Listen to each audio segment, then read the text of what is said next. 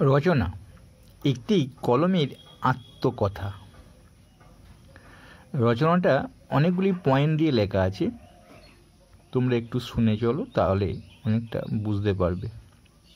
ভূমিকা: আমি একটি কলম। আজ আমি তোমাদের আমার আত্মকথা সম্পর্কে জানাবো।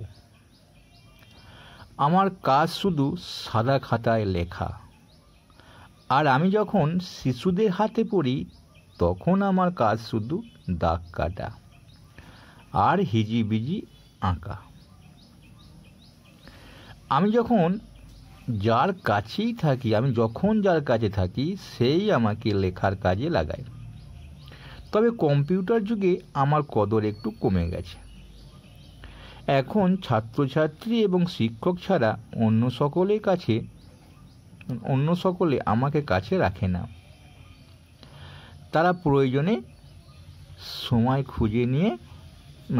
সময় আমাকে খুঁজে নিয়ে ব্যবহার করে। আমার সাহায্যে শুধু সত্য কথাই নয়, কত মিথ্যা কথা লেখা হয়। জন্মকথা, এটা একটা পয়েন্ট। আমার জন্ম ইতিহাসটা একটু তোমাদের বলি। আমার পূর্বপুরুষরা ছিল অতি সাধারণ। প্রথমে আমি ছিলাম সরকাঠির তৈরি কলম। দোয়াতে কালি থাকতো, সেই দোয়াতে কালির মধ্যে আমাকে ডুবিয়ে ডুবিয়ে কালি মাখিয়ে খাতার পাতায় লেখা হতো। সরস্বতী পূজার সময় আমার কদর ছিল আলাদা। আমি যত্ন সহকারে স্থান পেতাম সরস্বতী দেবীর পায়ের তলায়। তারপর এলো পাখির পালকের কলম, তারপর আসে ঝর্ণা কলম, তারপর হলাম কালি কলম।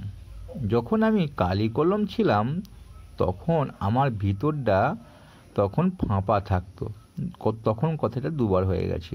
আমি একটা কথা বলিনি, এইগুলো আমার ওয়েবসাইট থেকে আমি এই ভিডিওটা করি, এই অ্যাপসে তোমরা দেখে নিতে পারো। ওয়েবসাইটটা ভিডিও নিচে আমি ডেসক্রিপশনে লিঙ্ক দিয়ে দিই।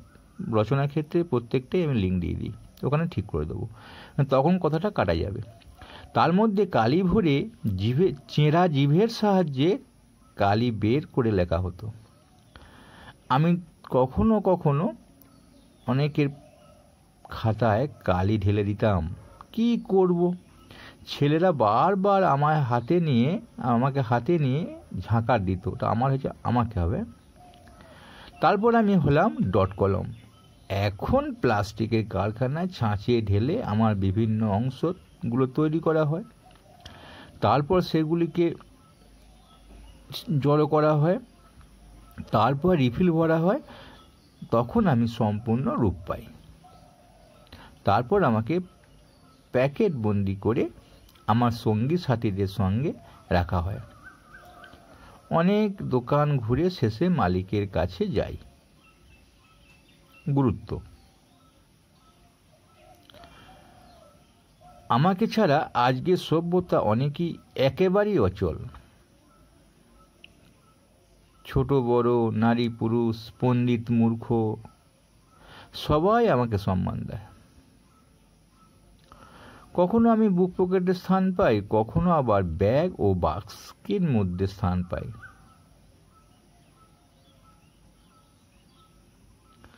কবি, সাহিত্যিক, শিক্ষক, উকিল, সবার কাছে আমি প্রিয়। ছাত্ররা লেখাপড়ার কাজে আমাকে ব্যবহার করে ডিগ্রি লাভ করে। বিচারক আমার সাহায্যে যেমন কাউকে মুক্তির আদেশ দেন, তেমনই আবার কারো মৃত্যুদণ্ড দেন।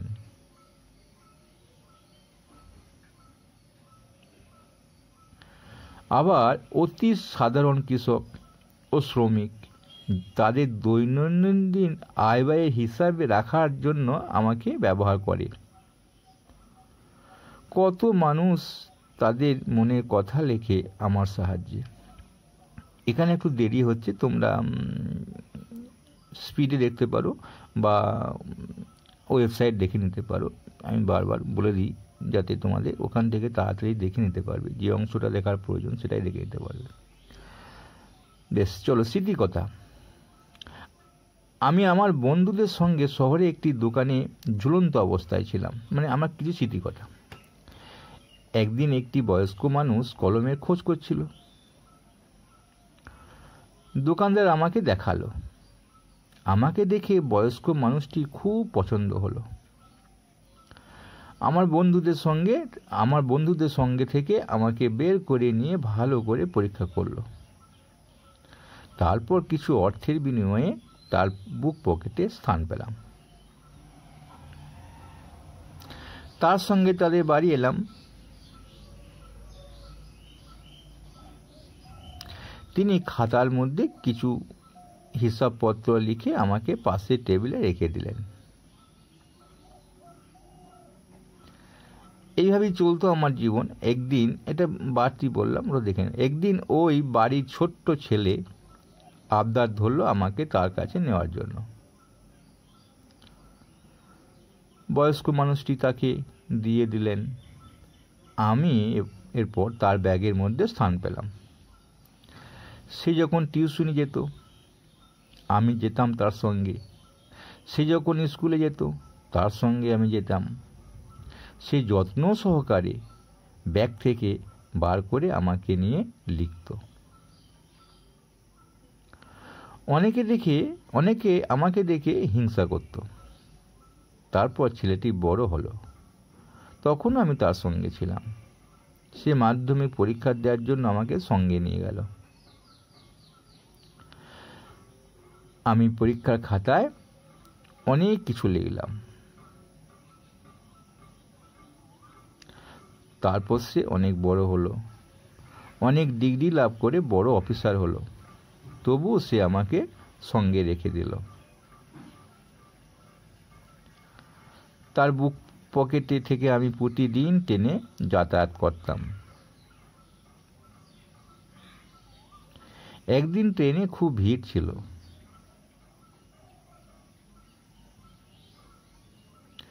সেই ভিড়ের মধ্যে আমি তার পকেট থেকে ছিটকে পড়ে গেলাম।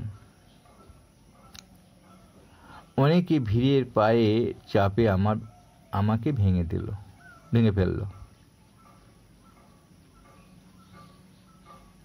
তারপর রাতের দিকে এক ঝাড়ুদার ঝাড় দিতে এসে আমাকে একটা জায়গায় ফেলে দিল। আমি রেলের কোনো এক ডাস্টবিনে স্থান পেলাম।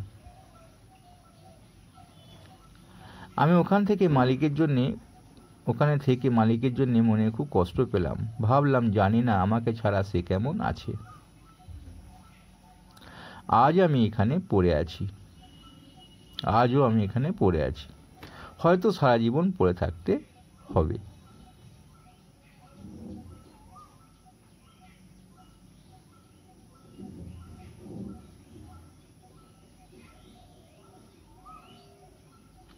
উপসংহার, এটাই লাস্ট পয়েন্ট।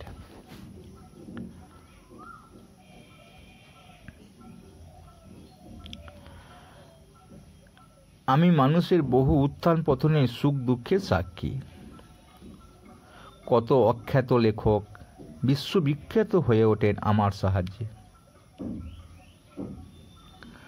কত প্রিয় বন্ধুর মধ্যে বিচ্ছেদ ঘটে আমার সামান্য আঁচড়ে। কত অসম্ভবকে সম্ভব করে তুলতে পারি আমি। তাই তো কেউ কেউ আমাকে সোনা ও রূপোর মতো মূল্যবান ধাতু দিয়ে তৈরি করে। কত যত্ন নেয় আমার, আমিও গর্বিত হই। এখানেই রচনাটা শেষ হলো। ভালো লাগলে অবশ্যই একটা লাইক করবে। আর এটা যেটা লেখা আছে সেটা হচ্ছে, এগুলি লিখিত আকারে পেতে হলে আমার ওয়েবসাইটটা দেখার জন্য লিখে দিয়েছি, যেটা আমি আগেই মুখে বলে দিলাম। সেখানে ভিডিও নিচে এই ভিডিও নিচে যেখানে মূল লেখা থাকে সেখানে ক্লিক করলে ডেসক্রিপশন পেয়ে যাবে। ডেসক্রিপশনে লিঙ্ক দেওয়া থাকে, যাতে আমার সরাসরি এই সাইটে পৌঁছে যাবে, মানে এই রচনাটাতে পৌঁছে যাবে। সেখানে আরও রচনা পেয়ে যাবে। ভালো লাগলে অবশ্যই একটা লাইক করবে।